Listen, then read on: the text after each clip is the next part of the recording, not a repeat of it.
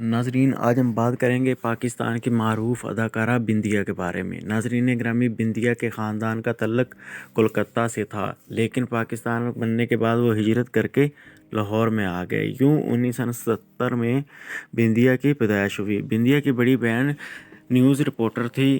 بندیا بھی بڑی ہو کے نیوز رپورٹر بنی۔ اس نے ایم اے انگلش کر رکھا تھا، لیکن ناظرین گرامی، نیوز رپورٹنگ میں اسے کچھ اپنا کیریئر صاف نظر نہ آیا۔ بندیا کے 2 بھائی تھے جو کہ سرکاری آفیسر تھے۔ بندیا نے اپنی قسمت آزمانے کے لیے فلمی دنیا میں آنے کا سوچا۔ وحید مراد جو کہ ان کے آئیڈیل ہیرو تھے۔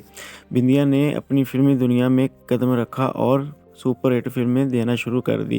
یوں بندیا نے چند ہی دنوں میں اپنا نام کما لیا اور اپنے آئیڈیل ہیرو وحید مراد کے ساتھ اس کی فلمیں آنا شروع ہو گئی۔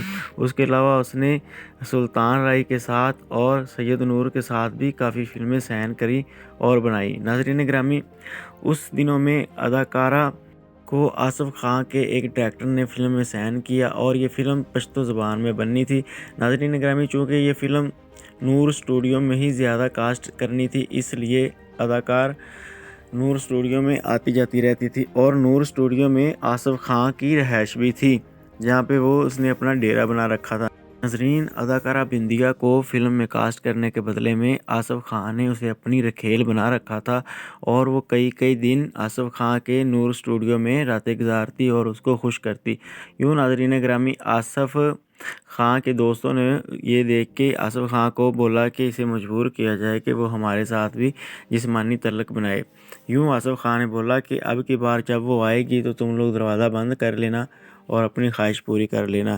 یوں ناظرین گرامی، اگلے دن وہ شوٹنگ پہ آتی ہے تو آصف خان کے ساتھی دروازہ بند کر لیتے ہیں اسٹوڈیو کا اور اداکارہ کے ساتھ زبردستی کرنی شروع کر دیتے ہیں۔ ناظرین گرامی، 7 سے 8 بندے مل کے اداکارہ کے ساتھ زبردستی زیادتی کرتے ہیں، زنا کرتے ہیں اور ساتھ میں اس کے کپڑے وغیرہ بھی پھٹ جاتے ہیں۔